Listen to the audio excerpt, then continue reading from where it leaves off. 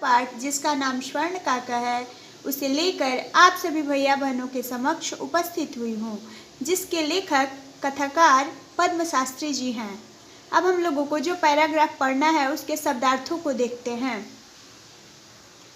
तस्मिन ग्रामे अर्थात उस गांव में ही, अपरा दूसरी या अन्य, लुब्धा लोभी या लालची, न्यवशत रहती थी, ईर्ष्या ईर्ष्या से जलन से, अभिज्ञातवती पहचान गई जान गई, आतपे धूप में, निक्षिप्या बिखेर कर, स्वसुता अपनी बेटी, रक्षार्थम रक्षा के लिए, भक्षयन खाते हुए, तत्रैव वहाँ ही, आकार्यत बुलाया, निभत्स्यन्ति निंदा करती हुई, प्रावोचत बोली, प्रयक्ष प्रदान करो, अकार्यत करवाया।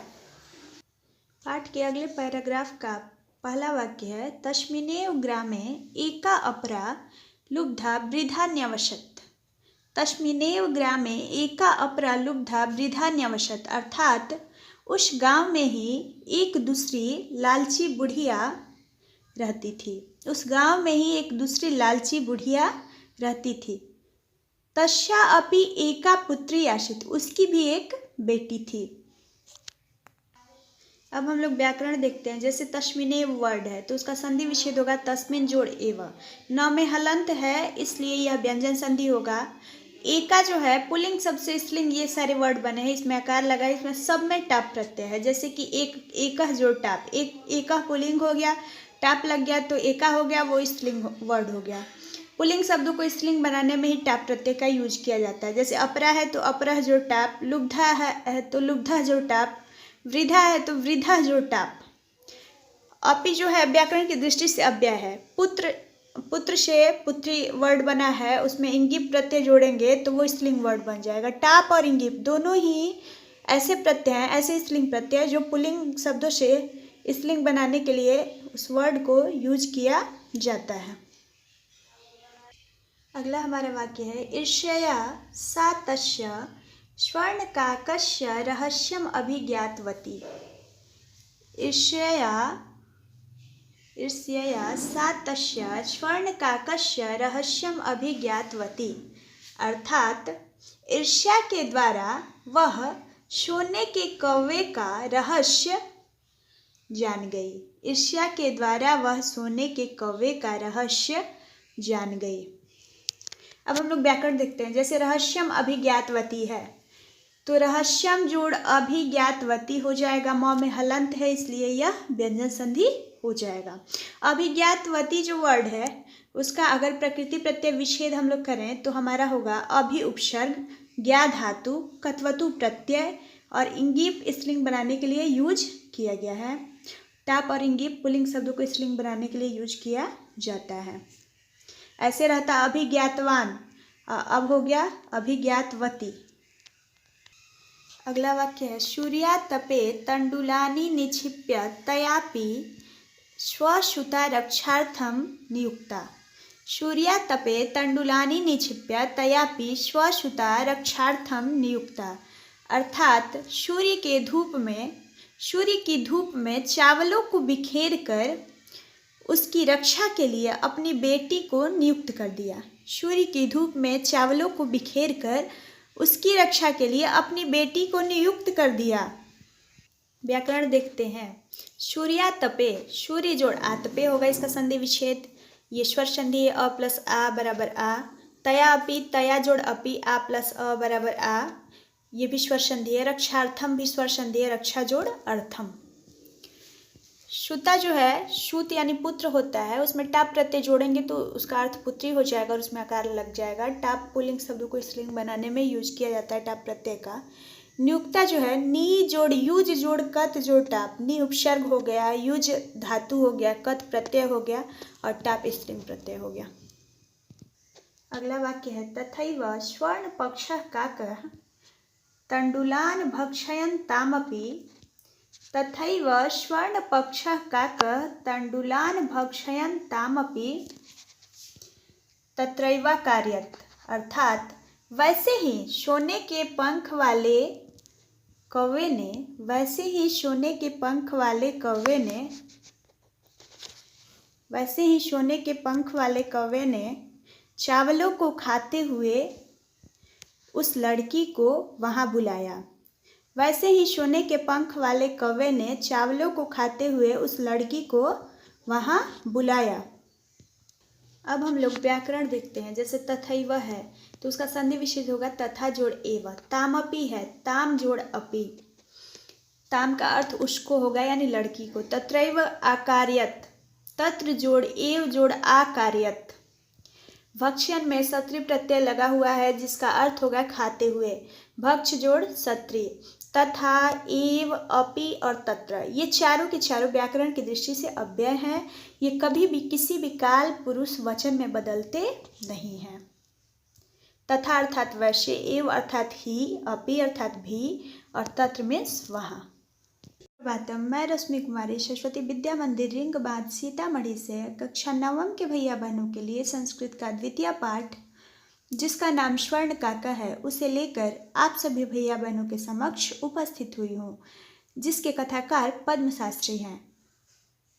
अब पाठ का अगला वाक्य है प्रातः तत्र गत्वा सा काकम निभत्स्यन्ति प्रावोचत भो नीच काका अहम आगता मह्यम तंडुलमूल्यं प्रयच्छ। प्रातः तत्र गत्वा सा काकम निभत्स्यन्ति प्रावोचत भो नीच काका अहम आगता मह्यम तंडुलमूल्यं प्रयच्छ।